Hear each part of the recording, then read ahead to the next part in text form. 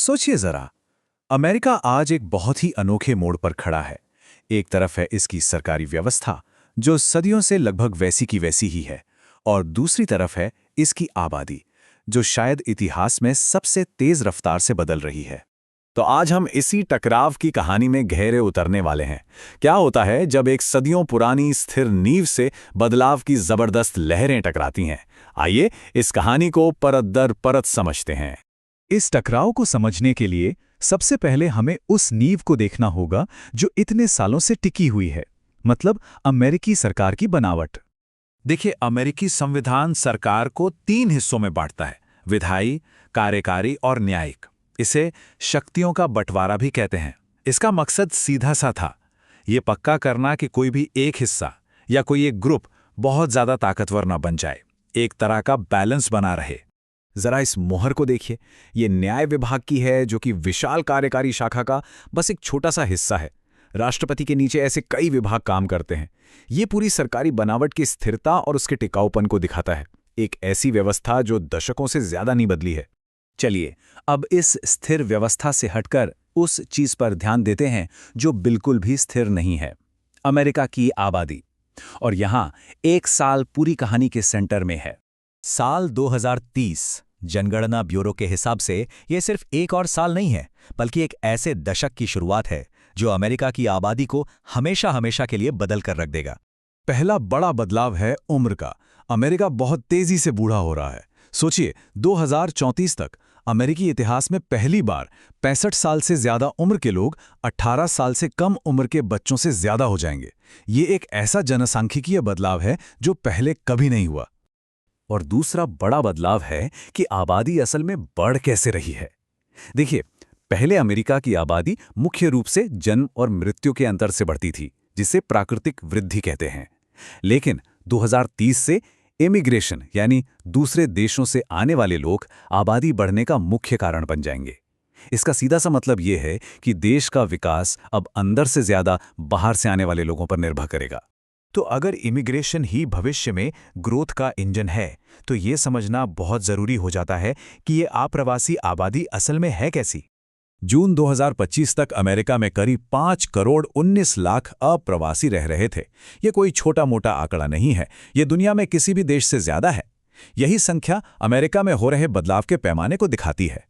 लेकिन ये सभी अप्रवासी एक जैसे नहीं हैं। प्यू रिसर्च सेंटर के डेटा को देखें तो 2023 में इनमें से लगभग आधे, यानी 46%, तो नागरिकता लेकर अमेरिकी सिटीजन बन चुके थे। करीब 1/4 कानूनी स्थायी निवासी थे और बाकी या तो अस्थायी वीजा पर थे या फिर अनधिकृत थे। और दिलचस्प बात यह है कि ये कोई नई घटना नहीं है। 1890 में अमेरिका की आबादी का लगभग 15% हिस्सा विदेश में पैदा हुआ था, जो उस समय का रिकॉर्ड था। फिर 1970 आते आते ये आंकड़ा 5% से भी नीचे चला गया, लेकिन अब ये फिर से बढ़ रहा है और अनुमान है कि 2028 तक ये अपने पुराने रिकॉर्ड को भी तोड़ देगा। तो चलिए अब इन सभी जनसांख्यिकीय बदलावों के असर को देखते हैं। इसका नतीजा यह है कि देश की नस्लीय और जातीय बनावट जड़ से बदल रही है। ये जनगणना ब्यूरो के अनुमान है और ये आंकड़े वाकई चौंकाने वाले हैं।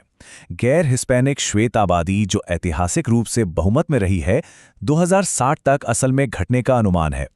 दूसरी तरफ हिस्पैनिक और एशियाई आबादी लगभग दुगनी होने की उम्मीद है। और जो लोग खुद को 2 या 2 से ज्यादा नस्लों का बताते हैं, उनकी संख्या तो लगभग 200% बढ़ने का अनुमान है। और ये बदलाव सबसे तेजी से सबसे युवा पीढ़ी में दिखाई दे रहा है। 2020 तक ही देश के आधे से भी कम बच्चे गैर हिस्पैनिक श्वेत थे। मतलब ये भविष्य की बात नहीं है, ये तो अभी हो रहा है। तो जब कोई देश अंदर से इतना ज्यादा बदल रहा हो, तो ये सवाल उठना लाजमी है कि दुनिया में उसकी भूमिका कैसे बदलेगी। और इसके कुछ संकेत हमें हाल ही में आई 2025 की राष्ट्रीय सुरक्षा रणनीति में मिलते हैं, जो आने वाले समय के लिए अमेरिकी विदेश नीति का खाका तैयार करती है। ये 2025 की राष्ट्रीय सुरक्षा रणनीति से एक सीधी सीधी लाइन है। यहाँ पर ध्यान देने वाली बात है वैश्विक बोझ को खत्म करना। ये पिछले कई दशकों की अमेरिकी विदेश नीति से एक बहुत बड़ा मोड़ है। और ये सिर्फ बातें नहीं हैं, ये एक ठोस रणनीतिक बदलाव को दिखाता है। इस दस्तावेज के मुताबिक पश्चिमी गोलार्ध, यानी उत्तरी और दक्षिणी अमेरिका, अब अमेरिका की सबसे बड़ी प्राथमिकता है। ये एक बहुत बड़ा बदलाव है, क्योंकि पहले ये 5वें नंबर पर था, जबकि एशिया और यूरोप को अब कम अहमियत दी गई है। ये दस्तावेज यूरोप के बारे में काफी तीखे शब्दों का इस्तेमाल करता है, खासतौर पर उसकी प्रवासन नीतियों को लेकर।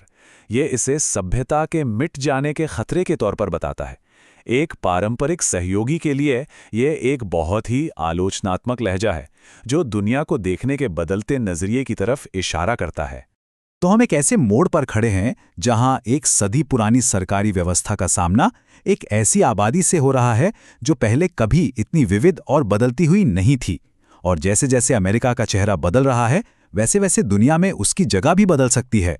सवाल यही बना हुआ है, क्या एक न बदलने वाली व्यवस्था हमेशा बदल के लोगों की जरूरतों को पूरा कर सकती है? और इस बदलाव का बाकी दुनिया के लिए क्या मतलब होगा?